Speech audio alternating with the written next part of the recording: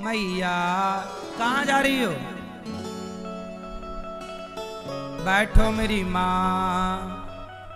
यशोदा मैया पिछले जन्म में क्या थी? आओ यशोदा मैया के पिछले जन्म की कथा सुनते हैं। सुनो, मैया जा रही हो, सुनो। यशोदा माता ने कौन सा पुण्य किया? परीक्षित ने सवाल किया। सुखदेव भगवान ने कहा, द्रोणो वसुनाम प्रवरो धरया सह भार्यया। ये यशोदा पिछले जन्म में धरा नाम की स्त्री थी। यशोदा माँ का क्या नाम था पहले? धरा। ये पिछले जन्म में नंद बाबा का नाम था द्रोण। नंद बाबा का नाम था द्रोण और यशोदा का नाम था धरा। ये दोनों पिछले जन्म में खूब साधु सेवा करते थे। कोई साधु आ जाए, ब्राह्मण आ जाए, भूखा आ जाए, जरूरतमंद आए, यशोदा मैया इतनी गरीब थी पिछले जन्म में।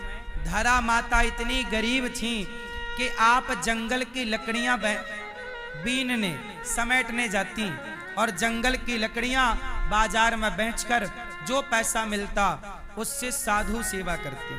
साधु संतों को रोटी साग खवाती, खीर पूड़ी खवाती, जो उनकी क्षमता थी खवाएं।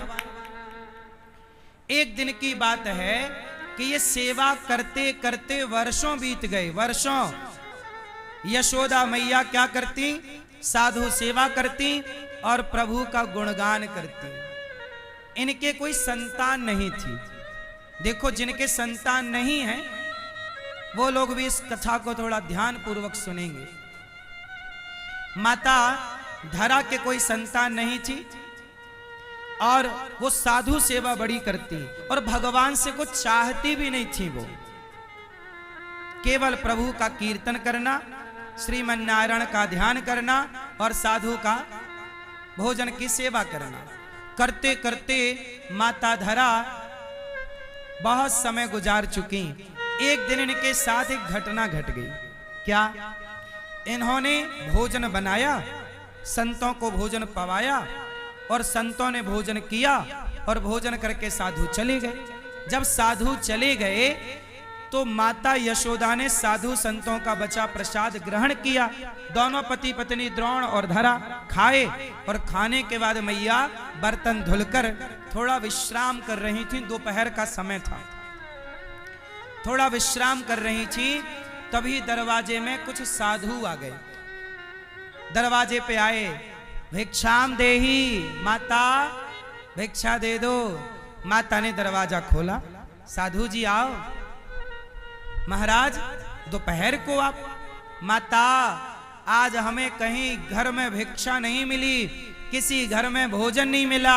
सुना है तेरे द्वार पर कोई भूखा नहीं जाता, तेरे द्वार से चल मैया, हम साधुओं को बड़ी भूख लगी है, नेक भोजन की व्यवस्था कराए दे।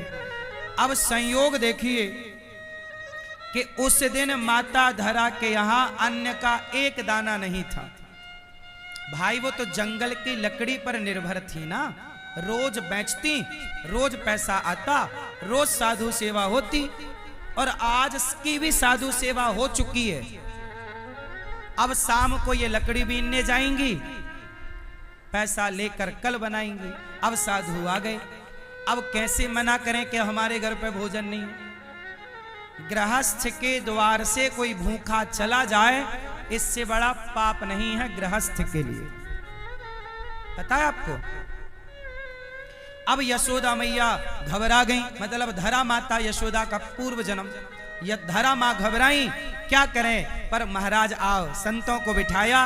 कहा महाराज आप थोड़ा स्नान करो, मैं आपके भोजन का प्रबंध करती हूँ। माता धरा तुरंत बाजार में गई। बाजार दोपहर के समय बंद थी। जैसे तैसे बाजार में किसी सेठ साहूकार के पास गई। भैया भैया, हमारे द्वार पर साधु आए हैं, नेक भोजन की व्यवस्था करनी है, आप हमें कुछ पैसे उधार दे दो, थोड़े पैसे उधार दे दो। अब कोई उधार देने को तैयार नहीं। बोला कि तुम्हारे पास पैसा थोड़ी है कि तुम चुकाओगी। आजकल उधार भी उसे मिलता है जो चुका पाए।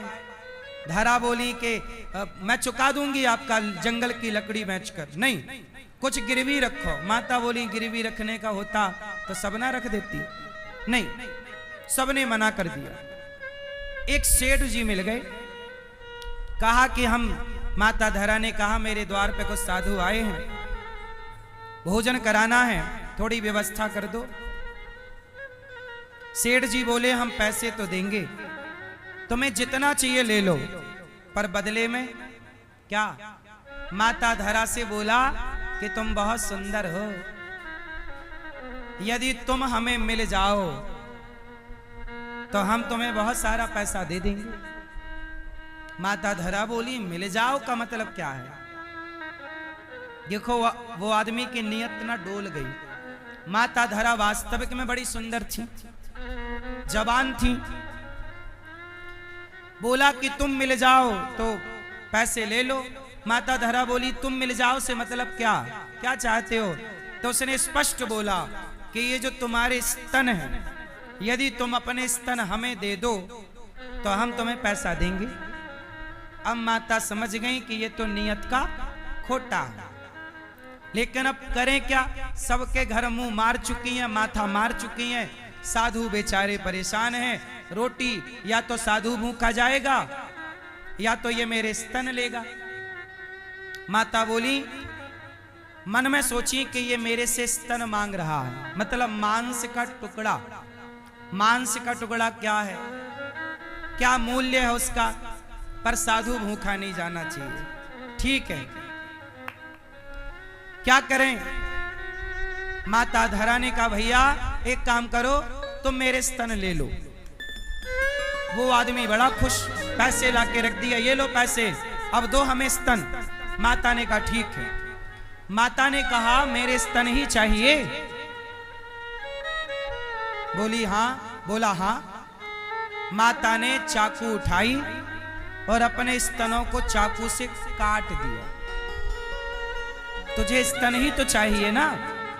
चाकू से काट कर उसकी हथेली में स्तनों को रख दिया। ये ले, तुझे मेरे स्तनों से प्यार है, ये तू रख। मुझे तो संतों की सेवा करनी है, टाइम नहीं है। पैसा उतना ही लिया जितने की जरूरत थी, पैसा बाकी छोड़ा। बाजार गई, सामान खरीदा, संतों के लिए प्रसादी बनाई, परोसा।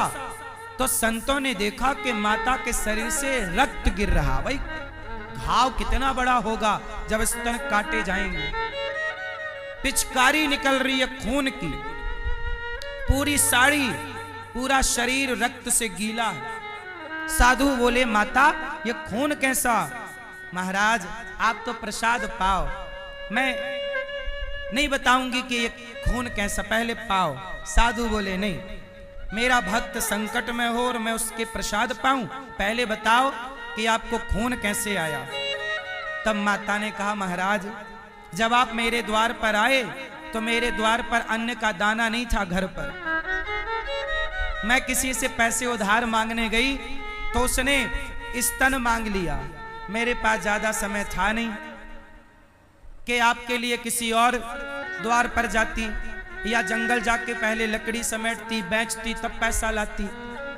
तो मेरे पास कोई और ऑप्शन था नहीं। उसने कहा स्तन चाहिए, गिरवी रखने के लिए कोई सोना चांदी मेरे पास था नहीं, तो कहा स्तन चाहिए।